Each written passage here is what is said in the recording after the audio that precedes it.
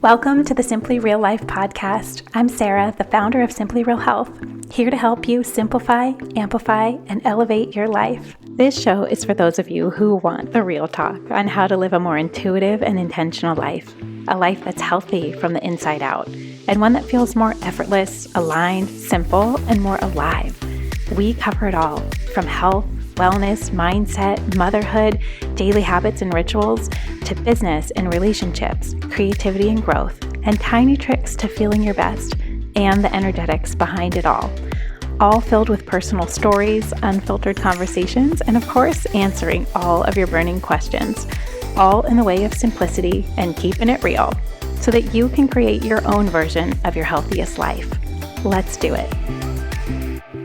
Hello, you guys, and welcome back to the podcast, to my favorite people. Oh my gosh, I love doing these podcasts so much, and I love the amount of interaction and the types of questions that come in every week. It makes me so happy that there are people out there that care about this type of thing, or noticing that in this process to wanting to be and live healthier, that there's these little tiny obstacles that sometimes come up. It's like the stories that we tell ourselves about these tiny obstacles, and then we turn them into big ones and reasons why we can't, or why there's not enough time, or why we don't know what to do. We have so many of those tiny thoughts that are based in fear or limitation or lack, or all the reasons why you can't do something, especially something that is life-giving and really helpful for your health overall. I find that that's usually the area where we have the most amount of resistance or obstacles. And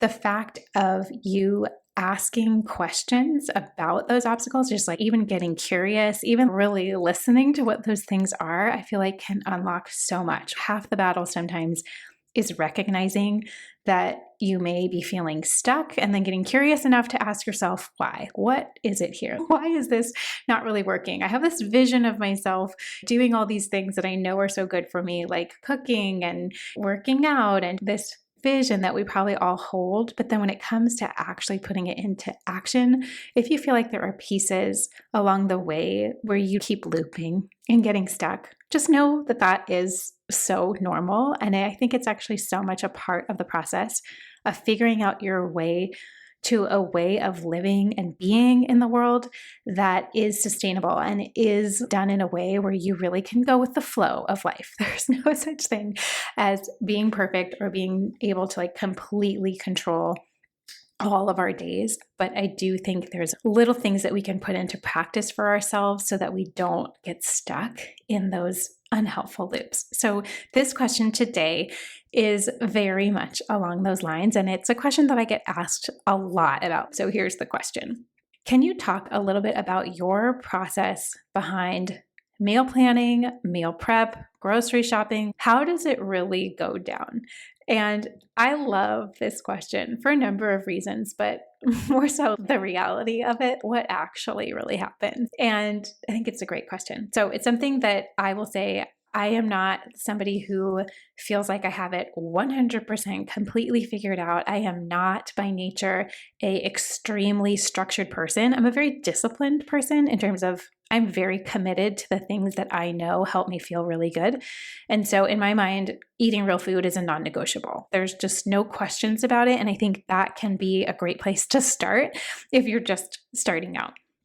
Because real food is a non-negotiable in my life, the first thing that I noticed when I was starting to eat real food is that I felt this need and urge, and everything I was seeing out there was, well, if you want to eat real food and if you want to eat healthy, you've got to be super committed. You got to have these marathon prep sessions, and you're meal planning, prepping on Sunday, and the counter's full with all these different containers, and you have everything planned out ahead of time.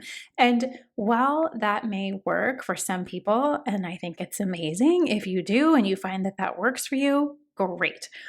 For me, that always felt like it was taking up too much time on the weekend, my precious weekend time. And it was something where I felt a little bit claustrophobic, knowing exactly to the day, down to the hour, exactly what I was going to eat. Because who knows what I'm going to feel like? I am very much an intuitive eater, especially so in the last 5 to 10 years. And so having something that was completely planned out in advance, let's say for the full week in advance, would always not feel so great for me. And I know this is just a personality difference. Like some people, this is so very helpful. And this is actually why I started creating meal plans when I first started my business, which are still available in our shop. They've all been upgraded. They're beautiful.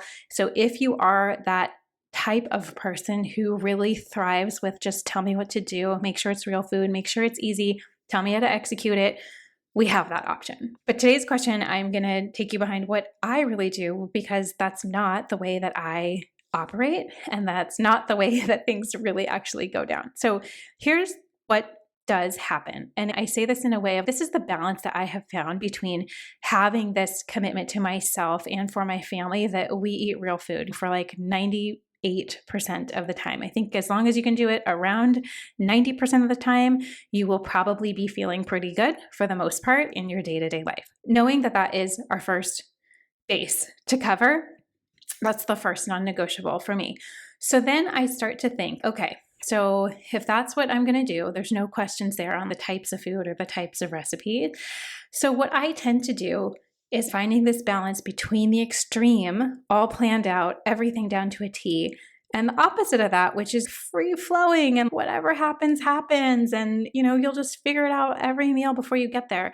That strategy, I will say for most people, doesn't really pan out well. Then you're kind of left to the whims of whatever dregs of willpower you have left, especially at the end of the day. It leads to a lot of takeout and not planning and no real intention behind your food, at least it being a big value in your life. I have tried to come to this place of how can I get the best of both worlds, that freedom and flexibility, but also knowing that enough planning and enough purpose behind this and thinking ahead really helps me thrive, really helps me feel like I actually have more freedom with that tiny bit of planning. Here's how it goes down.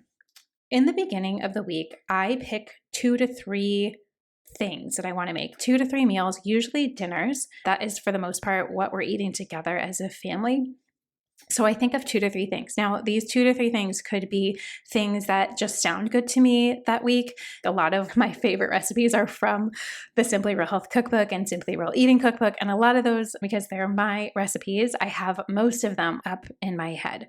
But if not, those books are there and they are great resources because both of them are about real food made easy, like 5 ingredients or less, 10 to 15 minutes or less, so that it takes the thought. I don't even know what to make. I'm not even really sure what to make. So that can be a great option, a place to start, or a place where you can typically source recipes that are going to work for you and feel simple enough to do. When I first started eating real food and getting into figuring out recipes, I just became so frustrated because I feel like every recipe that used whole and real food ingredients was 18 ingredients, including different herbs and different seasonings. And it was just like this whole production. I'm like, why can't somebody just make this easy? Distill it down. If I only have 10 minutes, what can I do that tastes good, that's going to feel good? I just want to get the job done in a really efficient way so that I can go on and live my life. Now, if you love cooking, great. But I'm guessing if you're listening to this episode that it may be something where you're like, I just got to get the job done here. Like I'm eating this way because of how I want to feel in my life, not necessarily because you're obsessed with spending hours and hours cooking. So to each their own.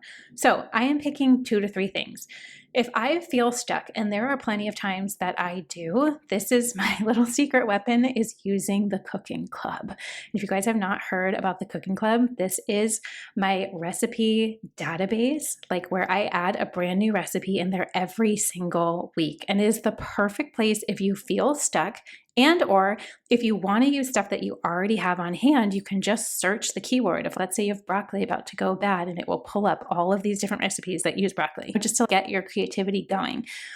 In the Cooking Club, we also have a feature where it allows for meal planning. Say you're going to pick your 2 or 3 recipes, and then you click favorite on all those, you add it to a list, and it generates the shopping list for you. So time saver right there. I actually use that if I am in a week where I just need to know exactly what to get at the store. I need to know the amounts. I want to make this quick. And maybe the recipes that are not in my memory, maybe I'm going for a little bit more, interesting or more detailed, or just trying to mix it up for the week. That is my secret tool. And yes, I do add a recipe in there every single week that's seasonal, that's real food, that's simple, and every type of category from breakfast, brunch, snack, lunch, make ahead dishes, all of it. That is a tool that I use myself, which is hilarious because I am the one creating all the recipes, but just like everybody else, when it comes to thinking, what should I make this week? I have to get some ideas flowing sometimes.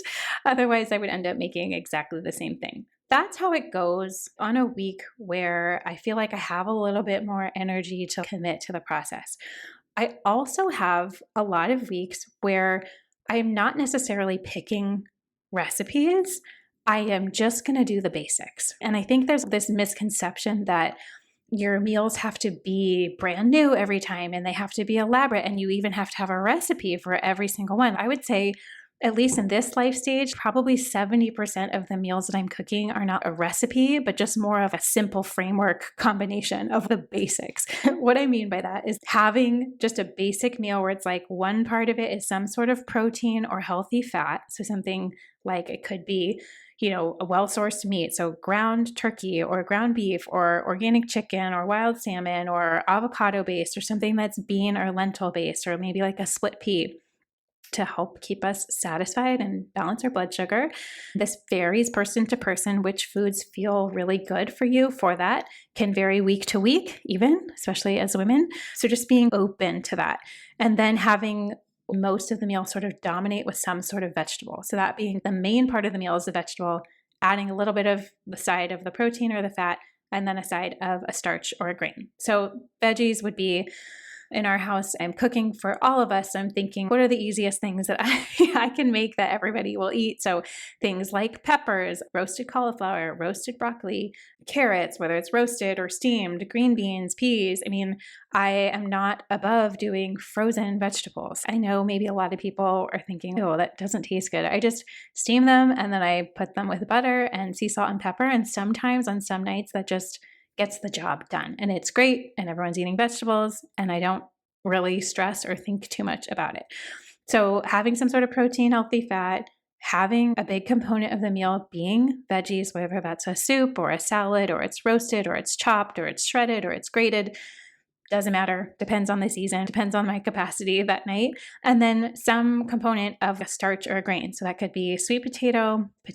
You can do those a million different ways, just that one basic ingredient, or quinoa or corn itself, or something like a corn tortilla or polenta. Those are all corn-based. Rice, we do a lot, something like a lentil pasta or a quinoa pasta, some sort of starch. And within this framework, you can just mix and match whatever you have on hand. So this leads to the second most helpful thing I could probably tell you is that it is so important if you want to go down this road of like having a little bit more freedom and flexibility, and you're not really counting on this rigid plan, that you need to have your fridge, your pantry, and your freezer stocked. What I mean by that is stuff that you have the basic building bones to throw meals together that don't have a recipe. I have a ton of dried beans, of dried lentils, because they're so quick and so easy in the Instant Pot. And I pour them in, put water over top, little sea salt and pepper, close the lid, close the tamper, press the button, and in 20 minutes, it's all done and cooked and done in a high pressure way. So those things are much easier to digest than even the canned versions. So I have those. I also have canned beans. I have quinoa. I have rice. I have these basic things that I always kind of check the inventory when I am doing a grocery order or when I am going to the store to keep these things always in stock, because when it comes to times where maybe we're on a longer walk in the afternoon, or we're at the beach, or we had some commitment and we get home late, that's usually the place when people turn to takeout, or they just don't want to think about it. And I feel like there's so much that you can do to make meals that are so simple and inexpensive and that you can throw together. You have to let go of this perfectionist mentality that you're going to go all the way 100% with these elaborate real food meals that are probably delicious. When you need to get the job done and eating real food is your non-negotiable, this is my jam. And I would say definitely in specific seasons where work is super busy or we're launching something, or when I have 2 young kids, they're running around and they need my attention. I can't be spending even 20 minutes making dinner. And these things really speed it up, taking the pressure off myself. They need to look a certain way, even though I am the owner of a food blog. I have written 2 cookbooks. I love real food and I love making it beautiful and enjoyable and taste great. But also from the realistic perspective of it doesn't need to look a certain way in order for it to function well and to do the job that needs to do, which is to help us all feel good, regulate our bodies, our blood sugar, nourish our cells, just in that capacity. I have canned beans I could turn into stuff. I have jars of tomato sauce. I love Rao's tomato sauce. That with some lentil pasta and maybe some chicken sausage from the freezer, and I'll throw some frozen broccoli in it. That's a one-pot meal and one that we have pretty often. So some other things that I always have in the freezer, let's say, would be frozen broccoli, frozen peas, things like ground meat or sausage or chicken breast or some veggie burgers. My favorite veggie burgers are Hillary's. I think they're called the Hillary's Best. They are one of the few veggie burgers I found that don't have soy protein and don't have tofu and don't have a bunch of extra ingredients in them, and my kids love them. You're just adding as many vegetables as you can. There's a brand called Tattooed Chef from Costco that you can get on Instacart, and it's this giant bag of frozen veggies, and I'll tell you, it still takes 45 minutes for them to cook. You're not chopping things. So if that feels like it takes away one of those little obstacles or resistance you have around roasting vegetables, great, do that. The veggies come out, I would say, a little bit softer, but it might shock some people how unpicky I am about food. As long as there's vegetables, I am happy. That is considered a meal if I have vegetables and then something substantial, whether it's protein or it's some sort of bean or it's some sort of healthy fat that is going to hold me over. I am good. Things like beef burgers or like the siete tortillas or corn tortillas, these things are always in my freezer. I am constantly restocking, which is nice because you can do that more in bulk, especially if you see a sale or a deal or something like that. Having an extra freezer, if you do have a family, can be one of the most helpful things for this, so that you're not constantly starting from scratch every time you think, okay, I'm going to make dinner. While I have been talking a lot about dinner, let me just also interject here that when I do make things for dinner, I generally have enough for the next day for leftovers, and that is usually the kids' lunch or it's my lunch, depending if they're in school, not in school, if I'm packing a different lunch. But that is another just tiny thing that I do. I make more than enough because it doesn't really take any more time to do so. And then always having good stuff around or cobbling together a few different dinners, and sometimes we just do a fridge cleanout night or we do a meze night where it's a snack platter with different leftovers. Just know that is factored in. For lunches and breakfast, I generally rely just on a few basic staples that for the most part I keep pretty simple. For breakfast, if I'm ever eating before lunchtime in different seasons of my life, it's generally some berries, some banana, some almond butter or sunflower butter, and some hemp seeds, chia seeds, coconut flakes. Maybe I make that berry bowl I have posted on Instagram. That's kind of my go-to. It could be something like half an avocado, sea salt and pepper. For lunch things, I generally stick to the concept of a smoothie, a soup, or a salad. And I just keep it that simple so that my brain doesn't have to work super hard and there's a lot of variety within those things. Those ingredients are always part of my weekly shopping list. I don't have to think if I have spinach or kale in my fridge because I know that I just do. That's a part of my weekly shopping list. I always have bananas.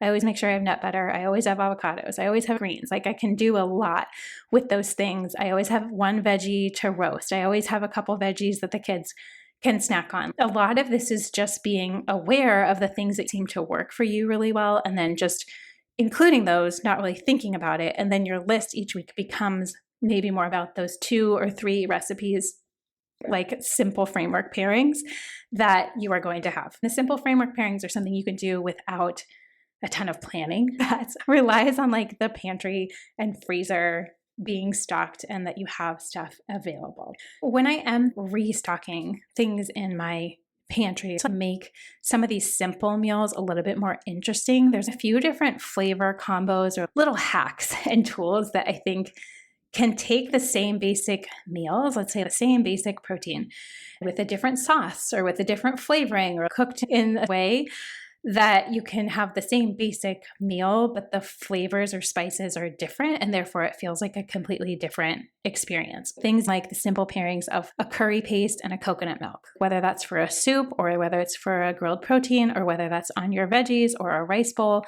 That combo works really well. They're both 2 store-bought ingredients that you can turn those basic framework meals and make it a little bit different or a little bit more exciting. Same thing with a really good quality taco seasoning. My favorite is from Thrive Market, but there's plenty of places. You just want to double check your ingredients because sometimes there can be a lot of chemicals and a lot of flavorings and added sugar in those things from a more conventional brand.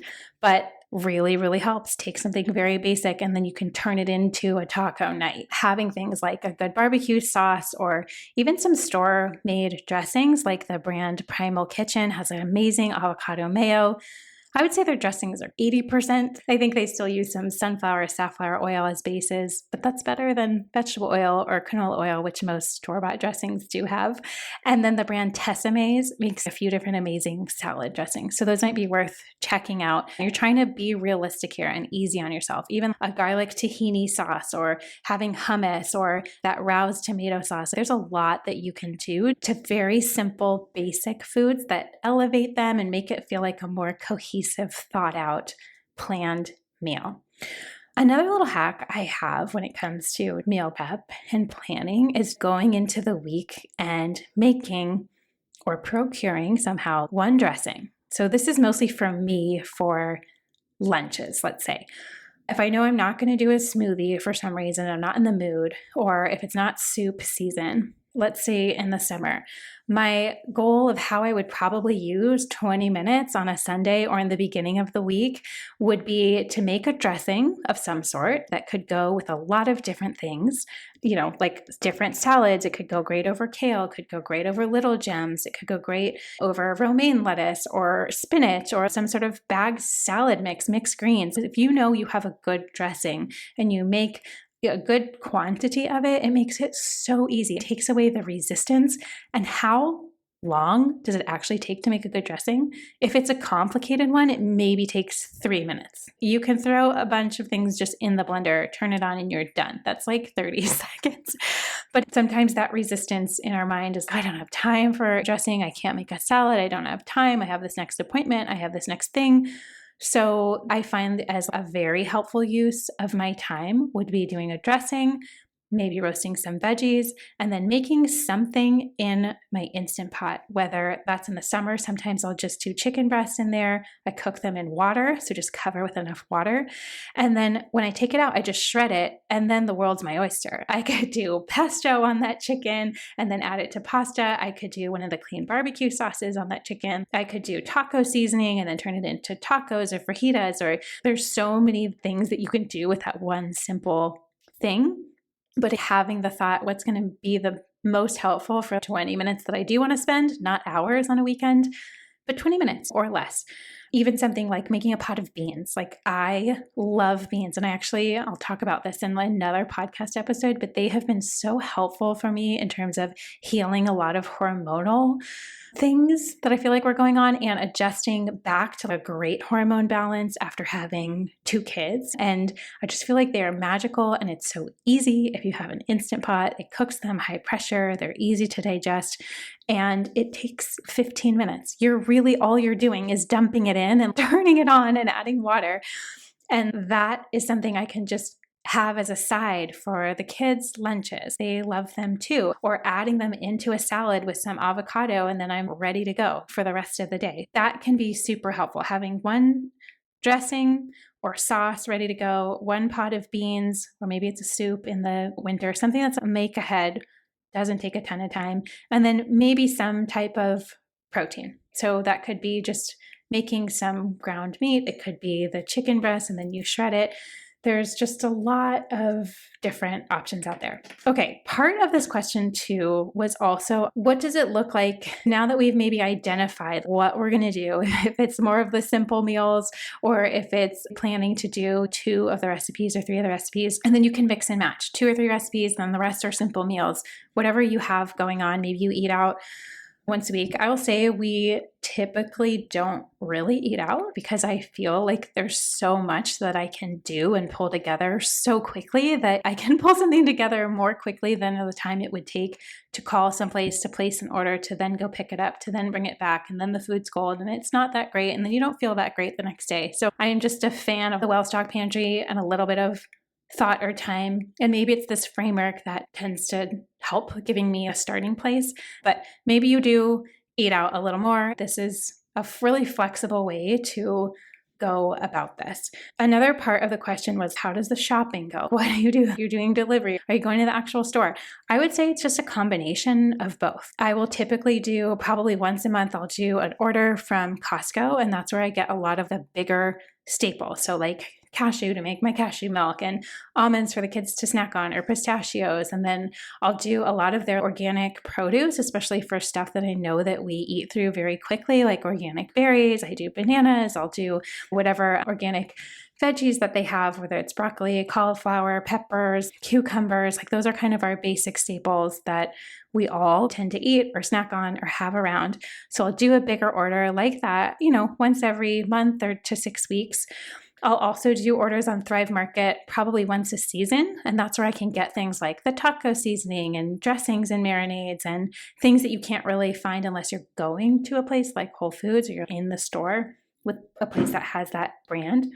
And then the rest of the time, depending on the week, what I have going on with work, my capacity, childcare, all of it, I do try to keep our grocery bill as low as I possibly can while also eating real food. So if I have the time and capacity, I really try to go to a place like Trader Joe's to get a lot of the staples and just some fresh food and real food. I don't do a ton of their packaged stuff, but there is some stuff there, of course. I have blog posts on this, like my favorite picks at Costco, my favorite picks at Trader Joe's. And then if I'm in a pinch, I order Instacart and I just get the stuff delivered that I know that I can't get at other stores, or for that week, it's just going to work. It's worth the little bit of extra money because we're not doing takeout, which is much more expensive. And to me, that is kind of how the balance of it goes. I really try to not put a lot of pressure on myself to be perfect, to have it look exactly the same every single week. But I do surround myself with really good options, with really good basic resources, basic staples, things that I can really pull together, and just knowing that functionally it works. And to me, that's a win. It doesn't have to be elaborate. It doesn't have to be super time intensive. Doesn't have to look like it's beautifully plated restaurant food. My expectations of that are low because my priority is on what is the content and how will that make me feel? What is that doing for my kids' bodies as our family? Just really being the provider. And I do that role happily. I don't do it begrudgingly. I mean, of course, this is what I'm passionate about. So I understand if it's not something that you love, but to me, it is the means to the end, where I'm more than happy to put in a little bit of intention, a little bit of thought, a little bit of time, because with those things, the downstream effect is so huge and it's so worth it. There is no better use of 5 minutes, 10 minutes, 15 minutes, maybe aside from getting outside or doing some sort of movement, but finding 5, 10, 15 minutes in your week to pull some of the things together for yourself, your future self will always thank you. I hope that this was helpful, the real expose, right, on how things go down. And again, if you feel like this is just not your strength, but you are committed and wanting to eat more real food and wanting to try different recipes, we have 3 different options that could be helpful, like 3 different resources and tools depending where you're at and what's going to work for you. So we have both cookbooks, a Simply Real Health cookbook, which is the best place to start. That is the recipe book that has the most amount of recipes. They're all naturally gluten-free. They're all real food-based. They're all simple. They're all easy. It's great for families. It's great for kids. It's great if you're starting out and just need a bunch of ideas that are all simple enough to do in real life. I would start with that one first. The second cookbook is the follow-up to that called Simply Real Eating. And that has recipes that are a little bit different or interesting, or just to keep your interest in the world of real food, including things like desserts and cocktails and appetizers, and just the concept of going through your day with little rituals based around real foods that are going to elevate you and lift you up. So those would be great places to start. There's also our cooking club, which is truly, I feel like, this untapped resource. I'm like, do you guys know about this? Do you know that every week I'm creating a recipe that is easy and it's healthy and it's all in one place? You can search by ingredient. It's all with food sensitivities. You can sort by what you have. It has this meal planning tool. It has the grocery shopping list. It's $9 a month. That's like $2 a week for you to never get stuck or never have that resistance of, I don't know what to make. I don't know what to do. Even with these staples I have, what should I do with them? That is the most ideal place. It's the most interactive place, I would say, for our community to really be, here's what I'm cooking. Here's what you're cooking. What are you loving? Like, what's working? And I really do create the recipes based on the feedback that you guys give. We want more of this, or this time of year, we want way more Instant Pot, or this time in the summer, we want way more grilling recipes. So it's a really fun place to engage that side of your brain so that you never feel stuck or stagnant in that area. Then the third option, if you feel like you love a little bit more structure and you do love the idea of someone just tell me what to do, give me the shopping list, tell me what to make, I'll eat it, not picky, just tell me. We have seasonal meal plans for every season. So summer, spring, winter, and fall, they are 4 weeks of coordinated meals, all done for you. Each week has a shopping list, and it is all very highly calculated in my brain to take you less than 3 hours a week total on your shopping, cooking, and prep. So 3 hours total for the entire 7 days. Again, with real food that's seasonal, that's healthy, like giving you ideas on adjustments that you can make. But that's kind of the done for you option that has been super popular. And I would say if you're in a busy season, if you know that things are going to be crazy, if you just feel stuck and you need some momentum and that accountability going, it can also be great even if you don't want to do it 4 weeks in a row, but you just want to have set weeks to pull out, like when you do know things are going to pick up the pace a little bit and you know that you want to stay grounded with real food. I hope that was helpful to really give you a deep dive and the realistic answer of how it all goes down. There is no such thing as being completely perfect at this, but I do feel a tiny bit more thought, a little bit more planning, stocking things up really can go so far in terms of how you feel, and doing so in a consistent way that is so easy to do and maintain even when life is busy. Because when is it not? I love you guys so much, and I'll see you again next week. If you enjoyed this episode and want more like it, make sure you're subscribed to the Simply Real Life podcast wherever you listen to podcasts, and maybe share it with a friend or two. That would mean the world.